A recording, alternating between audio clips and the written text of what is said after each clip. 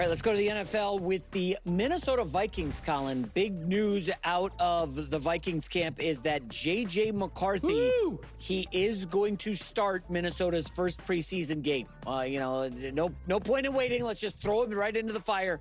Here's Kevin O'Connell talking about J.J. starting a preseason game.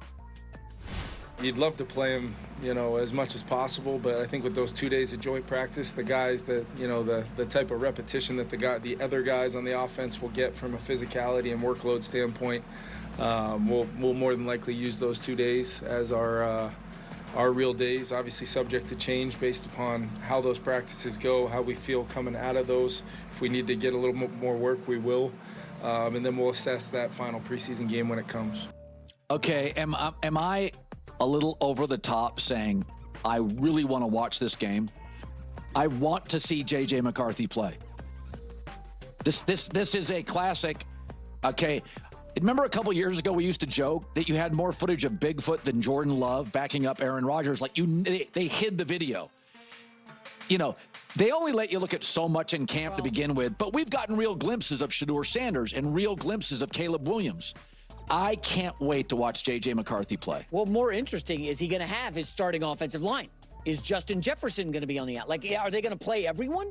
Or, I can't imagine they put McCarthy back there behind, backups and guys trying to make the roster. So now you're talking about playing a lot of starters? Because I know you were overreacting a little bit to the Lions. I don't know if they played any starters, Colin. And now you're talking about J.J. McCarthy starting QB, starting for Minnesota. So kind of crazy. I will say this. Do you want to guess what their win total was last season? Okay? Last season, Minnesota with Sam Darnold. 7. Huh? 8.5. 7. It was 7. They won 14 games. Okay, that's absurd. The more you look into the schedule, they were 9-1 in one-score games, Colin. You know what that usually means. Remember Kansas City 11-0? Minnesota 9-1 in one-score games.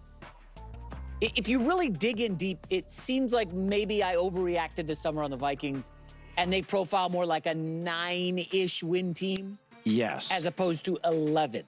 Well, and also something about Green Bay, and I talked about this to start the show. How many games did Green Bay win last year? And they had a backup quarterback. Jordan Love wasn't great at the end of the year, and the division was pretty interesting. Lions were great, Vikings were outstanding, and Green Bay still won double-digit games. Yeah, okay, well, let's talk about the Minnesota Vikings. If there's one thing I know, Minnesota Vikings love to hear about how great the Green Bay Packers are. I'm pumped for this game. Are you kidding me? I don't think it's an overreaction. I'm actually legitimately excited. For such a long time, I just was always I don't care about preseason games at all. And I maintain that, except for when it's young quarterbacks playing, like obviously J.J. McCarthy. And I do think there needs to be context, though, here. It's not about the stats. It's not about how many yards do you throw for, completion percentage. It's nothing to do with that, honestly. And you need to be careful with what you see. Because when you watch a game like we're going to see on Saturday, which, oh gosh, I can't wait. I'm legitimately going to be locked into this game. If he plays great, if he throws 3 touchdown passes, et cetera, you have to really look at him and be like, okay, but why? Was it because the defenses were awful and it was just anyone can be out there wheeling and dealing? What's the actual story? Was it high quality throws, high quality reads, great anticipation, great rhythm and timing? What's the situation here, right? You got to really look and be what can I pull away from this game? Because it's such a weirdly specific situation preseason. Are you playing backups? Are you playing with backups? What's the actual story here? But where there's not a true story, or where you don't have to have too much nuance to, is if you just play poorly. If you just play poorly, you can chalk it up, especially since it's so early on, to be shaking off some rust. Even quarterbacks in week 1, seasoned veterans, are a little rusty. That's as much context as you can add. But if you're missing throws, throwing interceptions, outside of if you're playing with backup receivers and they're just running wrong routes and stuff, you'd that's not, that's not good. Typically when a quarterback isn't playing good in a preseason game, you're just I don't care who you are. If you're a great quarterback, you should be pretty successful in a preseason game. But it's not everything though. It's not all or nothing, honestly. So that's why I kind of just want to lay that down well before this game even comes about, just to be like, we got to be careful. And everything's always subject to change, because you can go into a preseason game like, it's just a preseason game. There's nothing to take away from this game. And then see JJ play like terrible. And you're like, well, I know I said this was only a preseason game, but like that didn't look good. Or if I'm like, well, we got to put it in context how great you can look in a preseason game, and we see JJ just balling, just shredding defenses. You'd be like, all right, that was pretty awesome. So it's just like, sometimes the extremes can be the exception to kind of, how you feel going into a situation like this. But I do want to emphasize, like, let's not put too many eggs in this basket. But like, I am really excited because I just want to see his comfort, his how comfortable he is, his execution, and really just a lot of times when I talk about comfortability, I talk about this from the sense of just like, how comfortable are you executing the offense, and do you feel like do I just feel like you look comfortable out there?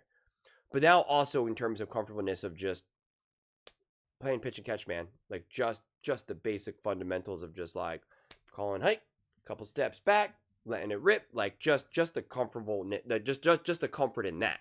Does he seem tight? Does he seem loose? Like what is that? Because he hasn't played in so long, and he's been injured. And Sam Darnold and the Minnesota Vikings are winning all these games. Like it starts to compound things. And he's an incredibly smart person. He's not dumb.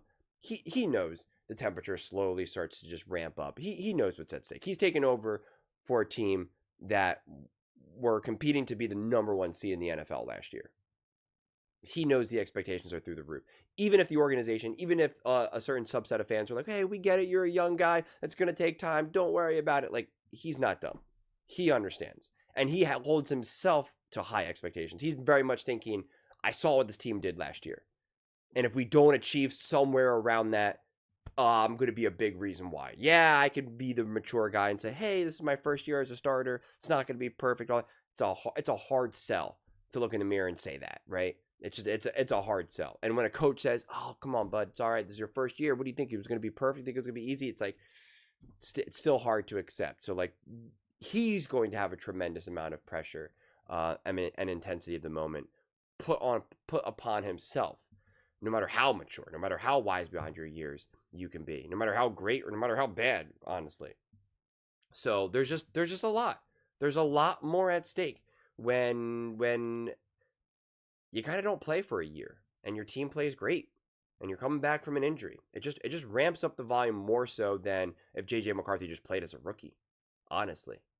Or if he just sat for a whole year and the Vikings won 9 games, 10 games. And like, it was just like, yeah, it was a pretty good season. Not too bad. Kind of were competing for a wild card there near the end. But yeah, whatever. Then it'll be like, fine. And especially if he just wasn't even injured at all, right? And he just sat for the year. So the expectations are there. The momentum is there from the team. Not necessarily JJ McCarthy because he wasn't part of that. So that's why it's like he needs to get that momentum going. He needs to kind of prove himself. Because also that's a big thing too. Like, he's still in the prove it stage to the team.